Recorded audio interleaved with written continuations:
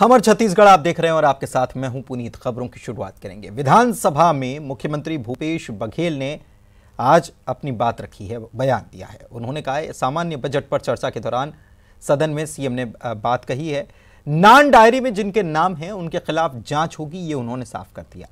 इसके अलावा डीजी मुकेश गुप्ता और एसपी रजनेश सिंह पर सदन में सीएम की तरफ से बयान दिया गया और कहा है कि अधिकारियों और नेताओं के फोन टैप हुए और इसीलिए इन्हें सस्पेंड किया गया है। बीजेपी के राज में मुट्ठी भर अफसरों को छूट मिली और उन्हें कंट्रोल कर रही है।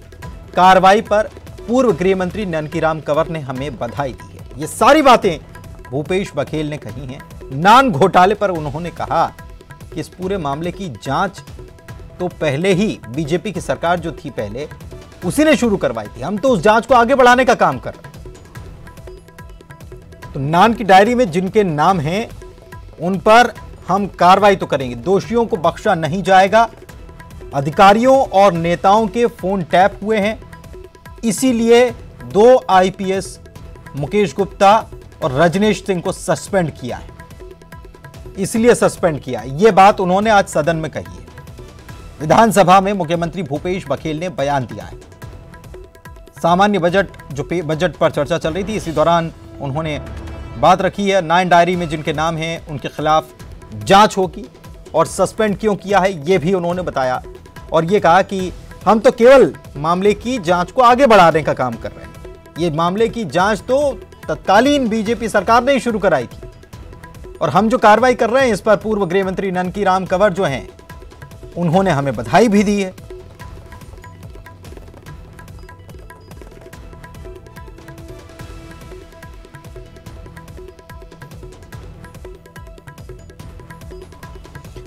तो विधानसभा में मुख्यमंत्री बोल रहे थे और सामान्य बजट पर चर्चा के दौरान मुख्यमंत्री भूपेश बघेल ने नान घोटाले को लेकर कहा है कि जो डायरी मिली थी उसमें जो संदिग्ध हैं उस पर कार्रवाई तो होगी, जांच तो होगी।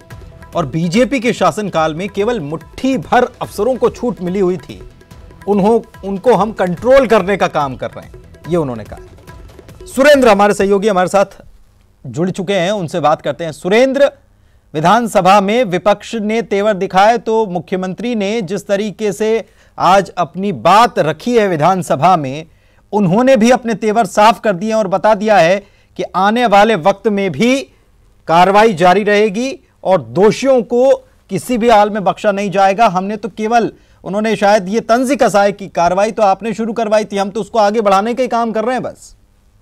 देखिए पुनीत, सबसे बड़ा सवाल जिस तरह सदन में मुख्यमंत्री अपने भाषण में बोल रहे थे, क्योंकि आज जो भाषण था बजट का उसको लेकर वो भाषण दे रहे थे, तो उसमें उन्होंने साफ तौर से कहा कि जिस तरह से नान घोटाले को लेकर उनकी ही सरकार ने, बीजेपी की सरकार ने ही इस मामले की जांच शुरू करवाई थी, हम तो सिर्फ और सिर्फ उसकी जांच को हम आगे बढ़ा रहे हैं। तो इसमें बदलापुर, जिस तरह से लगातार जो विपक्ष कह रहा है वो बदलापुर कहाँ से है, और जिस तरह से हम इसमें जांच करवा रहे हैं उसकी लेकर जिस तरह से उनकी ही पार्टी के जो ननकीराम कंवर है उन्होंने उनको बधाई भी दी है। और ये भी उन्होंने कहा सदन में कि जिस तरह से ये आप लोग भी मन ही मन में खुश होंगे जो कार्रवाइयां हो रही हैं।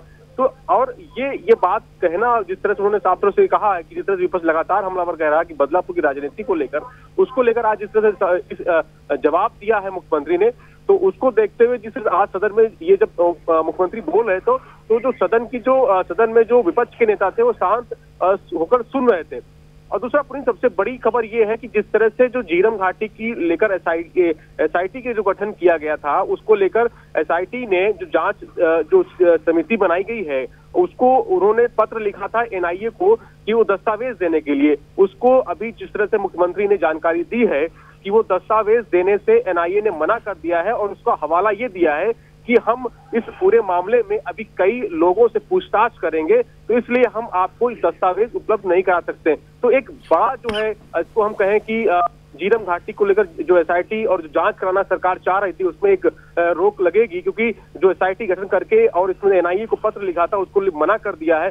दूसरा सबसे बड़ा यहाँ पर आज मुख्यमंत्री ने घोषणा की कि बहुत जल्दी जो डीएमएफ का जो फंड होता है, जो पैसा होता है जो जिले में रहता है, तो उसको इसमें जो कलेक्टर्स जो मनमानी करते थे उन पे हम रोक लगाएंगे। कलेक्टर्स उसमें सचिव बनाए जाएंगे, जो प्रभारी मंत्री होगा उस जिले का वो उसका अध्यक्ष होगा और जो सदस्य होंगे वो संबंधित जो है विधानसभा के जो विधायक होंगे वो सदस्य होंगे। तो इस तरह 3 बड़ी जो बातें जो सामने निकल के आई हैं, मुख्यमंत्री ने जानकारी दी है। सबसे बड़ी जो है इस समय की खबर ये है कि एनआईए को जो पत्र लिखा गया था एसआईटी की तरफ से, वो पत्र देने से, दस्तावेज देने से मना कर दिया है। जी, दस्तावेज देने से मना कर दिया और उसका हवाला भी दिया है। लेकिन एक बात और है, आपने कहा कि जब मुख्यमंत्री बोल रहे थे तो सभी विपक्ष के लोग भी बड़े ध्यानपूर्वक सुन रहे थे और मुख्यमंत्री ने कहा है कि कई सारे लोग विपक्ष के जो हैं मन ही मन खुश हो रहे होंगे। ये बात भी उन्होंने कही। विपक्ष की तरफ से कोई प्रतिक्रिया आई क्या? बस प्रतिक्रिया तो कुछ नहीं है, लेकिन ये है कि प्रतिक्रिया के रूप में जो रिएक्शन ये था कि वहां पर वो देख के बहुत सारे लोगों को उत्सुकता थी, बहुत सारे प्रश्न भी थे, उसका उत्तर भी हम लोगों ने दिया। छत्तीसगढ़ में ग्रामीण अर्थव्यवस्था की मूल है, चाहे नालों के रिचार्जिंग की बात हो, चाहे मवेशियों की सुरक्षा और नस्ल सुधार की बात हो, चाहे वहाँ दूध और खाद के प्रबंधन, चाहे गोबर गैस के प्रबंधन की बात है, वो हम लोग कर रहे हैं और इसे तेजी से हम लोग करेंगे। दूसरी बात ये है कि जो झीरम घाटी में हम लोगों ने एसआईटी गठन किया था और उसके बाद होम मिनिस्ट्री से और एनआईए से केस वापस लेने के लिए हमने पत्र लिखा था, लेकिन मुझे अफसोस के साथ कहना पड़ रहा है कि उसे भारत सरकार ने नकार दिया है, इनकार कर दिया है और इससे हमारी जो शंका है वो और बलवती होती है कि इस घटना के पीछे कोई न कोई तो था। ये जो हम लोग कहते थे कि राजनीतिक आपराधिक षड्यंत्र है, ये जो हम लोग आरोप लगाते थे उससे आज और बल मिला है और इस मामले को लेकर हम आगे बढ़ेंगे।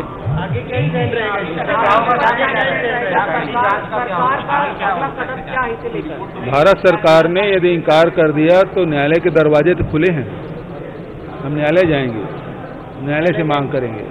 मुख्यमंत्री जी, ये अभी न्यास जो है उसमें प्रभारी मंत्री जो है वो व्यवस्था बदलने की बात कही है, वो सर्कुलर जारी करेंगे। मैंने आज घोषणा की है कि जो न्यास जो बनाए थे और उसमें जो बंदरबांट हुआ है, वहाँ के आदिवासियों के जीवन स्तर में कोई सुधार नहीं हुआ, लेकिन ठेकेदार मानाबाल हो गया है। तो ये जो व्यवस्था है उससे हमको बदलनी है। वहाँ के जो प्रभारी मंत्री हैं उसके अध्यक्ष होंगे, कलेक्टर उसके सचिव होंगे और सदस्य जो जिले के जो विधायक हैं वो सदस्य होंगे और कौन कौन लोग होंगे उसके अलग से सर्कुलर जारी कर देंगे। जांच भी कराएंगे, वसूली भी कराएंगे। ये बड़ा मामला है और इसी कारण से जो डीजी है उसका निलंबन जो हमने किया है उसका कारण यही है कि उसमें जो दस्तावेज हैं उसमें उन्होंने फोन टेपिंग के रिकॉर्ड उसमें मिले हैं और ये निजता का हनन है और किसी भी अधिकारी का राज्य सरकार से अनुमति लिए बिना वो रिकॉर्डिंग नहीं कर सकता और इसमें कूट रचना भी हुई है, षड्यंत्र भी किया गया है और इसलिए हमने डीजी और एसपी को तत्कालीन जो पदाधिकारी एसीबी और ईओडब्ल्यू पद से उसे निलंबित किया है और एक दहशत का वातावरण पूरे प्रदेश में था, चाहे वो मंत्री हो, विधायक हो, अधिकारी हो, राजनेता हो, पत्रकार हो, कोई फोन में खुल के बात नहीं करता था। वो इसी कारण से था कि पता नहीं कब किसका फोन टेप हो रहा है। इसकी मंजूरी कहाँ रखते थे और मशीन रखने के साथ साथ किस तरीके के काम करते थे, किसके आदेश से करते थे और आपकी कौन सी जरूरत आन पड़ी थी? जिसको मैंने निलंबित किया उसी का आदेश से हुआ होगा, क्योंकि वो हेड तो वही थे। तो ये बड़े बड़े लोग। और विधानसभा में आज दीनदयाल उपाध्याय की नाम वाली योजनाओं का नाम बदलने पर जमकर बवाल देखा गया। बीजेपी कह रही है कि जन्मतिथि पर नाम बदलकर बीजेपी ने महापुरुषों का अपमान किया, कांग्रेस ने महापुरुषों का अपमान किया। जवाब में कांग्रेस ने कहा है कि ये तो शुरुआत जो की थी ये आप ही ने की थी। विधानसभा में छिड़ा नाम पर संग्राम। बीजेपी ने कहा पुण्यतिथि पर महापुरुष का अपमान। कांग्रेस का जवाब, जैसे करोगे वैसा ही भरोगे।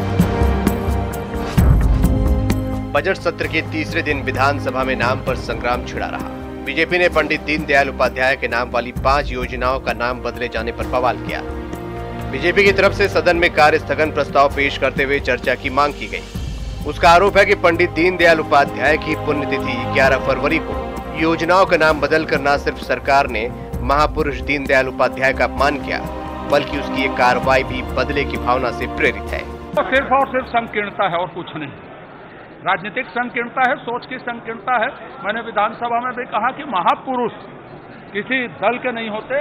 हम सरदार पटेल जी की स्टैच्यू ऑफ यूनिटी बनाए हैं।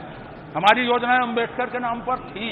तो अगर इस प्रकार से हम देश के महान लोग, महान नेता, महान आदर्श, अगर उनके नामों की योजनाओं को हम बदलना शुरू करेंगे तो मुझे लगता है कि आने वाली पीढ़ी हमको माफ नहीं करेगी और नई पीढ़ी को पुराने महान लोगों के बारे में जानकारी नहीं मिल पाएगी। जो हम लोग पहले से बोल रहे हैं और कल भी इस बात को उठाए थे कि जो बदलापुर की राजनीति, सरकार के दुर्भावना की राजनीति और इस प्रकार के जो मंशा है वो प्रकट हो रही है। और आज इस बात को लेकर के सदन में प्रतिपक्ष के हमारे सभी सदस्यों के द्वारा ये चर्चा उठाई गई है और सरकार से ये मांग भी करेंगे कि जिन योजनाओं का नाम परिवर्तित किए हैं पुनः पंडित दीनदयाल जी के नाम से योजना रहे और नए योजना का जो लॉन्चिंग हो वो अपने महापुरुषों के नाम से करें। कांग्रेस का कहना है कि नाम बदलने की परंपरा बीजेपी की ही देन है। इतना ही नहीं, कांग्रेस विधायक धनेंद्र साहू ने तो देश और समाज के लिए दीनदयाल उपाध्याय के योगदान को भी नकार दिया। शुरुआत उन्होंने ही की है और आज हम लोग अपने उन महापुरुषों के नाम पर आज यदि हम लोग इन योजनाओं को रख रहे हैं जिन्होंने इस देश के लिए दिया है, किया है, उन लोगों ने तो ऐसा कोई योगदान भी नहीं गिना सकते जिनके नामों पर इस तरह से करी थी। तो नेहरू जी के खिलाफ किस प्रकार के शब्दों का इस्तेमाल प्रदेश के प्रमुखतम जनप्रतिनिधि करते हैं, प्रमुखतम जनप्रतिनिधि किस प्रकार से गांधी जी को लेके किस प्रकार के शब्दों का आचरण करते हैं, कैसे गोडसे की मंदिरों की बनाने की बात करते हैं, माहौल आप ऐसा बिगाड़ते हो तो रिएक्शन कभी कभी ऐसा आपको महसूस होगा कि आपसे जुड़े हुए नेताओं के भी नाम कहीं कहीं विलुप्त हो गए। यानी बीजेपी के विरोध और बौखलाहट पर सरकार का संदेश साफ है कि हम जैसा चाहेंगे वैसा करेंगे और तुमने जो किया वो ही भरोगे। सुरेंद्र सिंह, न्यूज़ 18 रायपुर। और विपक्ष ने आज विधानसभा में कानून व्यवस्था के मुद्दे पर भी सरकार को घेरने की कोशिश की। पूर्व मंत्री बृजमोहन अग्रवाल ने कानून व्यवस्था पर सवाल उठाते हुए ध्यानाकर्षण प्रस्ताव पेश किया, जिसके बाद सत्ता पक्ष के विधायक भी हंगामा करने लगे, जिससे कि नाराज होकर विपक्षी विधायकों ने सदन से वॉकआउट कर दिया। बीजेपी का आरोप है कि उन्हें बोलने से रोका जा रहा है। और राजधानी में लूट की घटनाएं होना, राजधानी में चोरी की घटनाएं होना, राजधानी में एक नाबालिग के साथ बलात्कार होना और इस प्रकार की घटनाएं अभी इस शासन को आए हुए पूरे 2 महीने भी नहीं हुए हैं और 2 महीने में इतनी लचर शासन प्रशासन की व्यवस्थाओं की तरफ हम शासन का ध्यान आकर्षित करना चाहते थे, परंतु आसंदी से जो संरक्षण हमें मिलना चाहिए वो हमें नहीं मिला और इसलिए हमने उसके आगे प्रश्न पूछने से मना कर दिया। वर्तमान जो विपक्ष है वो संख्या कम होने के कारण में वॉल्यूम का इस्तेमाल ज़्यादा हो रहा है, तो आप अगर इतने जोर से बोलेंगे, इतने बढ़ चढ़ के बोलने की कोशिश करेंगे तो स्वाभाविक है कि सत्ता पक्ष कितना भी संयम रखने का कोशिश करे, कभी ना कभी रिएक्शन हो जाता है। तो इतनी आक्रामकता की आवश्यकता क्या है? आपके तो तथ्यों में वजन होना चाहिए। जोर से बोल के और दबाव, ऐसा महसूस होता है कि आप दबाव बना के बोल रहे हैं। तो 2-3 वरिष्ठ साथी जो विपक्ष के हैं वो मुझे लग रहा है ऐसा कि कुछ संयम उतना रखना। विधानसभा में शराबबंदी के मुद्दे पर भी आज जमकर हंगामा देखा गया। विपक्ष ने सरकार से पूछा कि शराबबंदी का वादे का हुआ क्या। जवाब में सीएम ने कहा कि वादा पूरा करेंगे लेकिन शराबबंदी नोटबंदी की तरह नहीं होगी। लेकिन बीजेपी कह रही है कि ताबड़तोड़ योजनाओं के ऐलान और कर्ज माफी के बाद अब सरकार इसीलिए शराबबंदी नहीं कर सकती क्योंकि उसके पास राजस्व का कोई दूसरा बड़ा जरिया नहीं बचा। जवाब में आबकारी मंत्री ने कहा है कि जो वादा किया था वो पूरा करेंगे। मनसब बिल्कुल भी नहीं है, न कोई वैकल्पिक नीति आई है, न ही बंद करने के लिए कोई बजट में बात हुई है। और जिस तरह से बजट आए हैं और जिस तरह से अपने घोषणा पत्र को हल्के फुल्के ढंग से पूरा करने की जो उन्होंने कोशिश की है, उसके लिए भी कर्ज लिया है। अब कर्ज चुकाने के लिए कर्ज लेंगे तो उनके पास स्पष्ट राजस्व की एक ही दिशा बचती है, वो है शराब। और ये सरकार शराब पर ही चलेगी।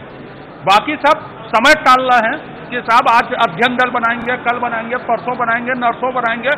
वो कुछ नहीं बना सकते, फोटोकॉपी मंत्री है।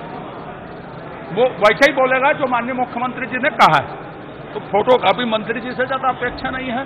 और राजस्वगत कारणों से सरकार इसको बंद करने की इच्छा में ही नहीं है। जहां दारू बंद है इस देश में, प्रदेशों में, उनको और दारू बंद होकर चालू हुआ है, वहां भी जाएंगे, आई पावर कमेटी करेंगे, गठन करेंगे।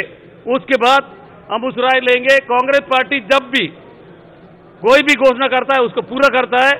इसलिए हम विधानसभा में हम लोग जवाब दिया और प्रतिपक्ष जवाब उत्तर ही नहीं दे पाया, जवाब पूछ ही नहीं पाया। हम लोग बारी पड़े उन लोग। विधानसभा में आज बिलासपुर के सिम्स अस्पताल में हुई आगजनी का मामला भी गूंजा। जेसीसीजे विधायक धर्मजीत सिंह ने आरोप लगाया कि सिम्स प्रबंधन की लापरवाही की वजह से आगजनी की घटना के चलते दम घुटने से 5 बच्चों की मौत हो गई और स्वास्थ्य मंत्री ने दोषियों को बचाने की कोशिश की। स्वास्थ्य मंत्री ने इस आरोप को गलत बताया। हालांकि उन्होंने भी ये माना कि सिम्स की हालत बेहद नाजुक है। लापरवाही के कारण, सिम्स प्रबंधन की लापरवाही के कारण इन 5 बच्चों की हत्या का जुर्म सिम्स प्रबंधन के ऊपर है। मैंने शासन का ध्यान आकृष्ट करने के लिए माननीय मंत्री जी से प्रश्न पूछा, लेकिन माननीय मंत्री महोदय ने सिम्स प्रबंधन के कुप्रबंधन के ऊपर लीपापोती की, उन्हें बचाने का प्रयास किया और इस घटना को एक सामान्य दुर्घटना बता करके अपने कर्तव्यों की इतिश्री कर ली। और निसंदेह सिम्स की स्थिति बहुत संवेदनशील स्थिति है। पहलू राजनीति में अलग तरीके से सामने आते हैं, उसके प्रबंधन को सुधार करने की आवश्यकता महती है। जो भी कमियां होंगी उसमें हम लोग भी ध्यान दे रहे हैं और प्रयास ये है कि जल्दी से जल्दी उसमें सुधार आए। इलेक्ट्रिक ऑडिट लगातार हो, E&M विभाग PWD का जो सेक्शन है उसके माध्यम से उसकी देखरेख होती है। जो वहां पर कमियां हैं उनको संज्ञान में लेकर पूरा करने का हम लोग प्रयास कर रहे हैं। लोकसभा चुनाव में जीत के लिए कांग्रेस और बीजेपी ने अपने युवा कार्यकर्ताओं को रिचार्ज करना शुरू कर दिया है। आज रायपुर में दोनों दलों के यूथ विंग की बैठक हुई और इसमें अहम जिम्मेदारियां कार्यकर्ताओं को सौंपी गई।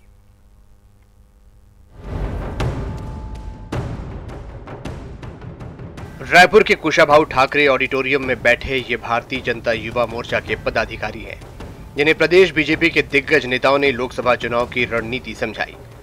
युवा मोर्चा को न सिर्फ पार्टी के 14 चुनावी कार्यक्रमों को सफल बनाने की जिम्मेदारी दी गई है, बल्कि लोकसभा स्तर पर बैठ के कर अपने तरीके से अभियान चलाने का जिम्मा भी सौंपा गया। युवा मोर्चा पूरी ताकत के साथ नरेंद्र मोदी जी को फिर से देश के प्रधानमंत्री बनाने के लिए जुटे और उसके लिए ही ये बड़ी बैठक आज आहूत की गई है।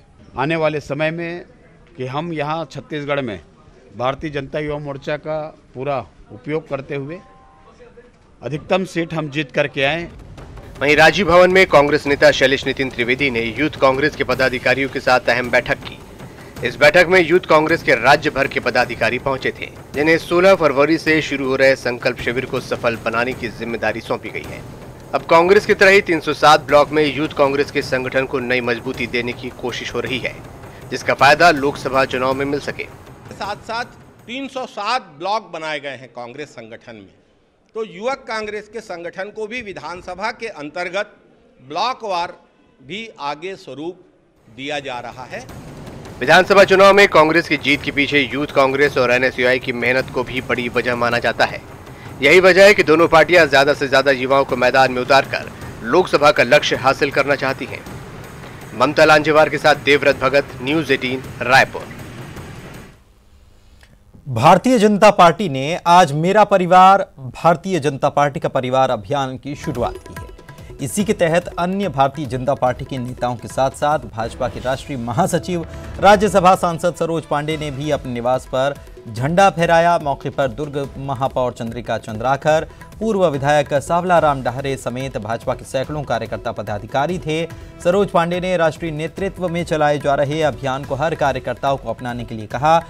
साथ ही योजनाओं के नाम बदलकर गांधी परिवार के नाम पर करने को चाटुकारिता की राजनीति बताया।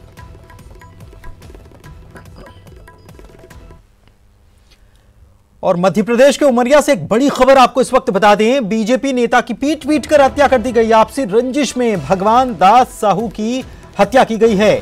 गांव के लोगों ने लाठी डंडों से पिटाई की और इलाज के दौरान बीजेपी नेता की मौत हो गई।